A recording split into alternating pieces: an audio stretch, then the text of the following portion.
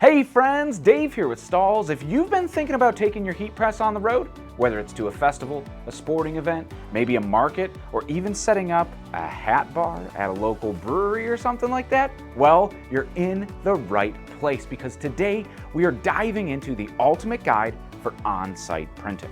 Now I'm going to walk you through how to prep, what gear you actually need, and some real-world tips that are going to help you look professional, maximize your profit, and make a lasting impression. Are you ready? Let's get right to it.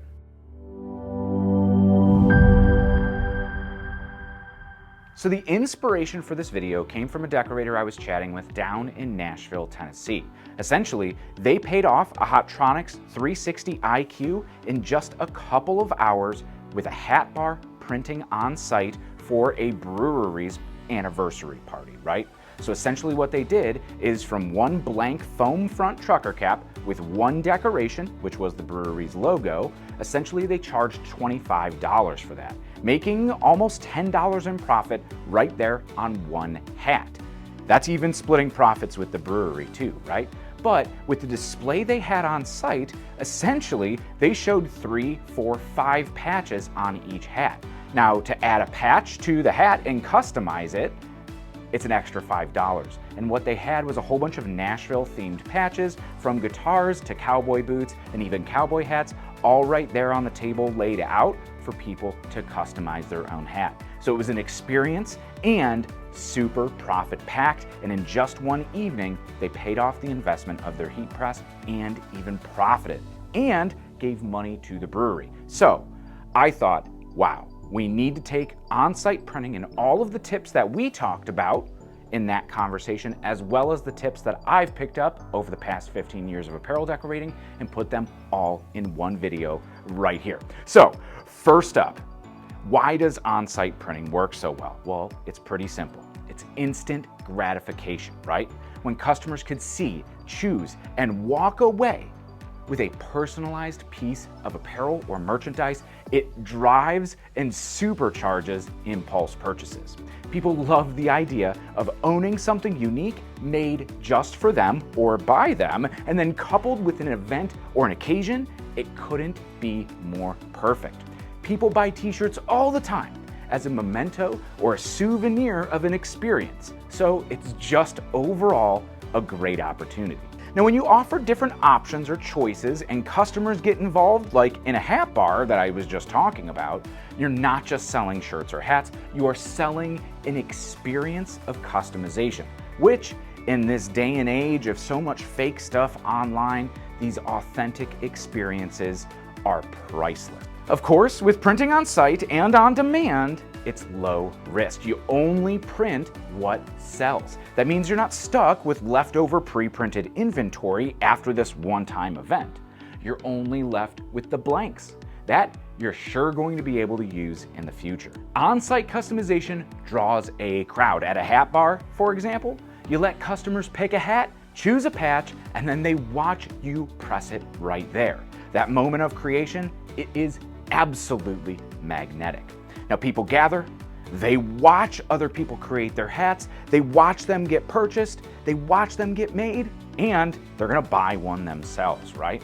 So you could do the same with t-shirts, hoodies, totes, or any other merchandise, right? The key is making the process simple and super engaging. Now, I personally have quite a bit of experience selling merchandise and apparel on site. When I was in a band back in the day, selling merch on site was the main source of revenue for us, right? But we did learn some top tips that really helped along the way. Number one, we always sold more merch when we directed traffic to the booth or merch table. So this is super important, right? So if we didn't mention it or promote it at all, sales were, well, pretty light. We started incentivizing people to stop by for a freebie after we got off stage, right? Just something simple like a sticker or a poster, and we saw our merch sales literally double the next show. Now, stickers were a great investment to hand out because they're just billboards and everybody likes them anyway, but once they got up to the table, saw the merch options up close, they were so much more likely to buy something, right? So just getting them to your booth is 90% of the battle. Now, when we threw in limited edition drops or the appearance of an exclusive deal, that sure helped close some sales too. Now, we also learned that lighting was super important, right? The merch table doesn't look, well, approachable when it's over in a dark corner without a banner or signage or anything, right? So once we started bringing some small lights and our display to light the backdrop and the table, a lot more folks ended up stopping by too. And of course, well, we pre-printed too much inventory. So it's been years since my old band has played a show, and while I've donated some shirts, I still have boxes and boxes in my garage. Now, secretly, I'm kind of hoping the band gets back together someday and we'll use them, but right now, they can't be sold. Now, had those black, heather gray, and navy t-shirts been blank, and we only printed and stocked up when we needed them, I almost guarantee that they'd all be sold with different designs printed on them for different bands, other projects, or different customers, all probably years ago, right? They wouldn't be in my garage. Okay, enough with Dave's story time. So, what kind of events are best for printing on site? Here are some of the most lucrative on-site opportunities. Number one is youth sports tournaments, right? So if you're doing any athletic wear or fan gear or spirit wear, youth sports tournaments are such a prime market. Usually you have zero competition, people are traveling to it, bringing family members and more people, and they want to remember the event. Number two, music festivals and art fairs. In the summertime, they pop up in almost every community across the country, and people come ready to buy. Also, charity runs and local races like 5Ks and marathons, right? Offering personalization there on site, or even just decorating the event shirts is a huge opportunity with all of the sponsor logos that could help pay for things too. Craft markets, vendor fairs, and farmers markets, again, if you are targeting your local community or a specific niche, that's the place to be. Now, of course, brewery pop-ups or any of your community events are great places to go. Those anniversaries, right, for breweries or local restaurants or local businesses, even real estate agents that have the big open house night, a great contact to have. One of the best markets that you might already know too here is going to be school spirit nights and college campus events. Great opportunities for that on-demand, on-site printing. And the last one here is going to be corporate team building days or trade shows, right? At Stahls, we do a ton of on-site printing at trade shows, but we also do activations in the lobby too, where we really showcase the power of a heat press, all of the cool things and merchandise you could decorate with it, and how easily it's achieved with DTF transfers or patches and emblems or anything else like screen print transfers too. So think about your target audience when you're looking at events, right? If your brand has that sports edge, tournaments and races are going to be ideal for you. If your style leans towards your local markets, boutique, or maybe boho, the farmers markets, winery events, the breweries, right, are going to be a better fit. Now, with markets out of the way, let's talk about what you actually need to get started.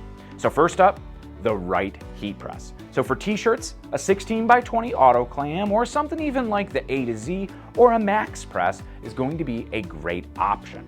They are compact, portable, and fast, right? When it's just a limited up and down. Something like a Fusion is going to be very, very heavy, and I always worry about swing away presses, right? Especially when you're on site. Kids and their hands are curious. We want to keep it away from the crowds so that nobody's getting hurt today or burned, right? So for hats, the Hotronix 360 IQ cap press is the absolute gold standard in the industry for on-site printing. It heats from the bottom and the top for a clean, consistent, and professional result every single time with just about any hat, any item, or any transfer type. After talking about heat presses, we have to talk about the power source, right? Where are you going to be powering your heat press from? So ask the venue or the event organizers ahead of time if there is electricity that you could tap into. If not, you are going to need a reliable generator. So plan on requesting a dedicated 20 amp circuit for most heat presses, right? And that's going to avoid those tripped breakers or any downtime. If you're not printing, you're not making money, right? Since most heat presses are running around 1800 watts, it's best to get a generator with at least 2200 or more watts to ensure that you have some overhead in case of any spikes, surges, or maybe you want to charge your phone on it too, right? Inverter generators are great for more consistent voltage, especially if you are going to be plugging your phone into it, right? Now, one tip, if you're just getting started in on-site printing, or maybe you only have one event planned this summer, check with your local big box home improvement stores for rentals. They're incredibly inexpensive to rent for the day. You'll get a super powerful and quiet generator, right, for just the day or the weekend. So you could protect your profits and limit expenses wherever you can. And that's one thing that I'm always looking out for. Next thing to talk about is the transfers themselves. And you should definitely be bringing a variety. Screen printed and DTF transfers, like I mentioned earlier, work best for speed, ease of use, and professional results, right? Patches and emblems for hat bars, another great one too. Especially when you're applying them all at the same time. Anything that's going to be completely applied under 30 seconds, definitely the way to go, right? But when you're getting them all ready to go, pack them in labeled bags or bins to stay as organized as possible. You don't want to be looking for something in the heat of a huge rush of people. You want to keep those sales up. So you want to keep all of your transfers away from moisture, sunlight, or crazy temperature swings as much as possible. Now, you could usually do this with plastic bins or, of course, just keeping it under your event tent if you're printing outside.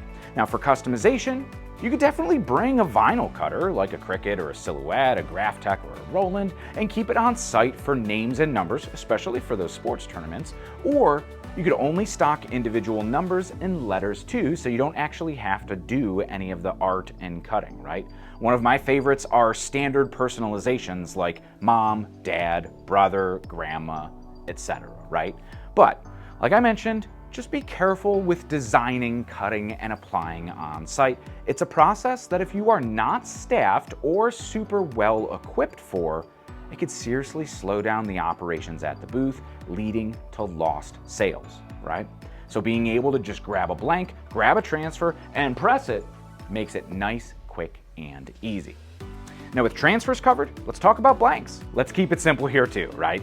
So stick with core styles and limited colors. T-shirts, hoodies, tanks, and of course, hats if you're doing a hat bar, right? Now you could use that 1-2-2-1 rule for sizing, so 1 small, 2 mediums, 2 larges, and 1 extra large, or you need to adjust based on your audience or location, right? Sizing is different, you're going to know best, and there is no one-size-fits-all recipe. So if in your niche, your target audience is mostly buying larges and extra larges, stock the most of those too, right? And keep all of your blanks organized. Now I love the plastic bins, right? They keep the blanks clean and dry. The clear ones, you could see through them, and you could even label them with like a dry erase marker for what sizes are inside. Now, since you're gonna wanna limit the time that you spend looking for that exact color and size, you could even use cardboard from the box that the apparel came in as a divider for easy organization in the bins, easy sorting, and grabbing those blanks in the heat of one of those rushes at your booth. Next, let's talk some other essentials that are nice to have, right? Tables. Now, a lot of events will provide you with one table, but if you want a table up front to display things and a table in the back for you to press, right, and put your heat press on, you're gonna need to bring one, right? And that's stuff that you could ask the venue or the event organizer. Next up is chairs. Now I do want to caution here is that all of the vendor shows, the festivals, the fairs, the farmers markets that I go to, the booths that seem to do the best, the people aren't sitting down in the booth, right? They're up, they're engaging. You don't have to be super extroverted, but just being there and present instead of sitting in a chair on your phone is gonna help you close a lot of sales right there, right? Next up, the portable lighting that we were talking about earlier, which is super important if you're doing a show indoors or even at night. And of course, signage, like we touched on earlier, a display is very important. Now you're going to want to make sure too that your pricing is visible and super easy to understand, and you have a point of sale system like a Square reader, a PayPal, Zelle, or a Clover readers, right, to take both card and cash. Otherwise, you're going to lose out on quite a bit of sales, right? Now, let's talk about prep, right? So preparation is the secret to an absolute stress-free and profitable event. So first, you're going to want to print a few of those designs, right, that you're bringing that you need to display. Just like my example earlier, they pre-printed a whole bunch of hats that looked awesome and inspired people to actually buy more patches, right? So these are going to act as the samples, and they're going to speed up transactions during peak times, because somebody's just going to be like, well, I want that green shirt with that logo on it, right? So one other thing as you're making these samples that I want you to take special note of is that here is an opportunity to test all of your transfers and apparel before the event, right? You want the confidence that your graphics are going to apply cleanly and hold up to washing and be a quality product that your customers are getting, right? And it's better to find any issues right now before the event when you actually can correct them, instead of being on site and in front of customers with transfers failing. That's not giving buyers confidence, right? So if you're going to be printing on polyester or synthetic materials or anything like that, you also have this opportunity to make sure it's not scorching, or to ensure that there's no pesky waterproof coating that's going to get in the way of a quality application. Now remember, when we talk about all of these things, you also want to keep all of your displays clear when you're on site, keep them neat and as uncomplicated as possible, right? The human brain doesn't really like clutter, and it's so much easier to make purchasing decisions in a nice, clean space, right? So showcase just a few options or colorways as you have them up. The fewer decisions that people have to make, the faster the transaction. Now, of course, when we talk about apparel, some people are like, well, I just don't wear black shirts, right? So that's why it's nice to have a black and a gray option, right? Or some people say, well, I just don't like that color, right? So you do still kind of have to tailor to people's preferences and likes so that you could have a wider range of buyers, right?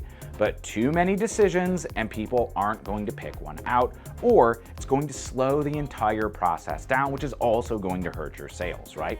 So you could curate your displays to highlight your best sellers, the tournament logo, that specific hat with 5 patches on it that costs $55, right? Whatever you need, right? So when we talk about keeping things organized, we also have to talk about the display, because the display is everything at your booth. Now, a good booth is going to draw people in from a distance and or have things that drive traffic to them, and then it's also going to keep them engaged while they're there. So you could use vertical space, right? Like bringing grid wall or racks to hang garments and get them out of the way, right? You could add banners or signs that show how it all works too, right? Like you're at the sandwich shop and it's order here, pay here, right? But you have pick a shirt, choose a graphic, we press it, right? Or we print it on site. This clear flow really helps guide traffic in and out of your booth, and it helps keep things from getting bottlenecked if you do get super busy. Now, your display should clearly communicate what you are doing from a distance. That's going to help bring people in, right? Buy your event t-shirts here, print and customize your own hat, official event merch, or whatever it is. Even if you're going to one of those craft shows or the vendor shows, right? Like, that's going to be your own brand and be an opportunity for you to make that impression.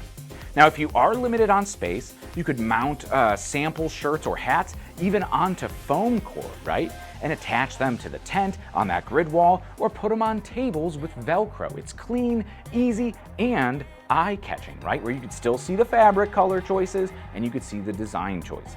They're also incredibly easy to transport. And now having pricing out and clearly marked is a huge factor to the display as well, especially when it comes to upping your conversion rate and closing those sales. You want someone to see the product and want it, And then that next step in that buying process is usually when a customer checks the price, right? Think of yourself thumbing through the racks of clothing. You're gonna go, ooh, I like this one. You hold it up and then you check the hang tag to see what the price is, right? And so this pricing transparency totally matters. People sometimes just don't ask, how much does this cost? They're just gonna walk away if they're unsure, right? So display pricing on the signs, on tags, on the garments themselves, or sometimes you could even just put them on the table with the item, right? And this is a great opportunity to include upsell options too. Add $5 for a name or a number on the back, right? Buy 2 shirts, it's $40 and you're getting a deal, right? Buy a hat, get a patch free, or buy a hat, get a shirt half price. Whatever it is, small incentives here are going to drive big returns, and those bundle deals are a great way to move more merchandise than just the single shirt, right? Which is going to drive much more revenue from your event and make it worth your time.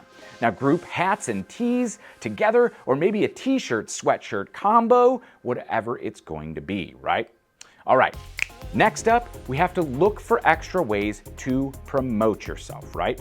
So one thing that's really easy that I love doing is trading a shirt with another vendor, right?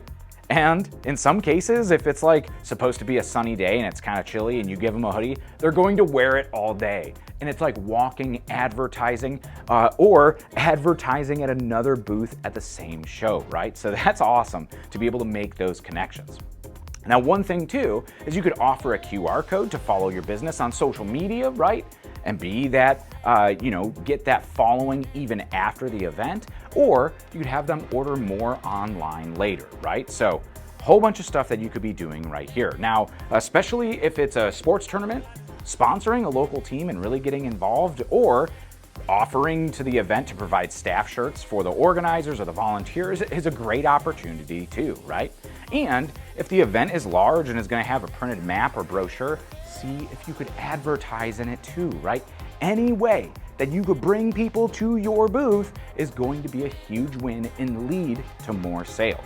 Now, even something like just a little A-frame sign, right, with an arrow directing traffic to your booth can help for any crowded street festivals or those farmer markets, right? But ensure and check that the event organizer is going to allow it. So, before we wrap up here, let's recap some keys to success. So number 1, choose the right event for your audience. Make it make sense financially, right? But when done right, could really be great exposure for your brand. Number 2, prep your gear. Check your power and check all your products and transfers in advance. That's going to guarantee things run smoothly on site. Number 3, keep your options curated, not overwhelming at the booth. Everything should be optimized to close that sale and make money. That's why you're there in the first place, right? Number 4, use signage to guide traffic and make decisions easy. Now you could also promote here on social media, telling people, hey, visit us at booth 213 on Saturday, right? Make sure people know that you're going to be there and get them to your booth. Number 5, price everything super clearly and upsell wherever you can, whether that be bundles or the personalization. And number 6, bring your energy, confidence, and a killer display, and I guarantee you're gonna crush it, right? At the end of the day, on-site printing is about connecting with your customers. It's one of the fastest ways to grow your brand, build trust, and make meaningful profit without a huge upfront investment. So go, get out there, set up, go press live, and give people something custom that they're never going to forget. And thanks for watching. Be sure to subscribe right here for more tips like this every single week on the Stahls TV YouTube channel. And until next time, I'm Dave. Happy pressing.